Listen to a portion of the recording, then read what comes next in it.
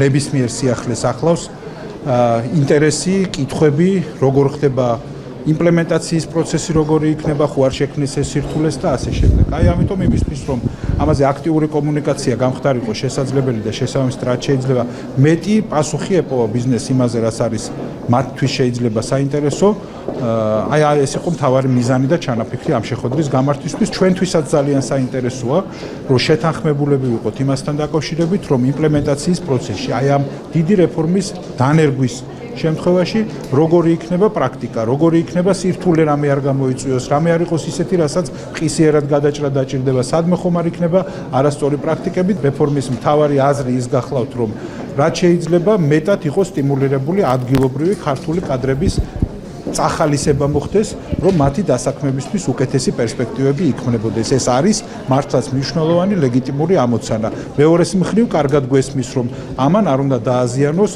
რაღაცა გაუმართლებელი შეზღუდვის ფორმა არ უნდა მიიღოს ბიზნესისთვის, რისთვისაც რა თქმა უნდა ეს დაგეგმილი რეფორმა არის აბსოლუტურად მომზადებული. ჩვენ გქონდა ძალიან ბევრი საუბარი კონტაქტი ბიზნეს სფეროს წარმომადგენლებთან, ასოციაციებთან, ფაქტიურად მუდმივი კომუნიკაცია არსებობდა მათთან და დღეს გადავწყვიტეთ ერთგვარად დამაგვირგვინებელი შეხვედრის გამართვა იქამდე, სანამდე ეს რეგულაციები საბოლოოდ შევა ძალაში. ეს არის ძალზე ცოცხალი პროცესი. რა თქმა უნდა, ამ პროცესს აკვირდება როგორც საზოგადოება, ბიზნეს საზოგადოება განსაკუთრებით.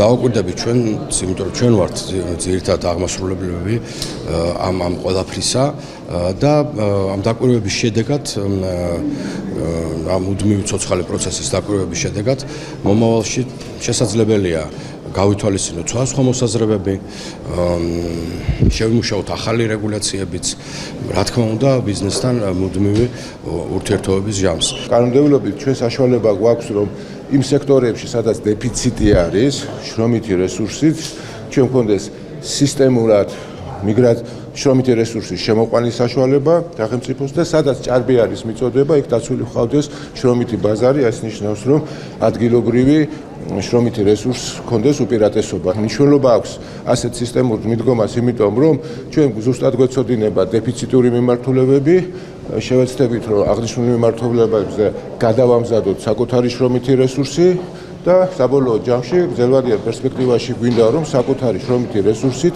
ჩავანაცვლოთ ის დეფიციტური სამუშაო ადგილები. კომპანიები კანონის მიღების შემდეგ კომპანიები ცხადია მოგმართავდნენ კონკრეტულ საკითხებზე და შესაბამისად ჩვენ ამ საკითხებზე ქონდა შეხვედრა რამოდენიმე ჯანდაცვის სამინისტროში, რისთვისაც მადლობა მინდა უთხრა მათ, იყო ძალიან ღია საუბარი კონკრეტულ кейსების მიხედვით გავდიოდით. სახელმწიფოს ცხადია აქვს ლეგიტიმური უფლება და მათ შორის ვალდებულებაც, რომ a დაიცვას ადგილობრივი შრომის ბაზარი და b უსაფრთხოების ნაწილში ქონდეს ინფორმაცია, ვინ შემოდის, ვინ გადის ქვეყანაში და ეს ცხადია მათი ლეგიტიმური ინტერესია და ამას ჩვენ ვაფასებ და პატივისცემთ.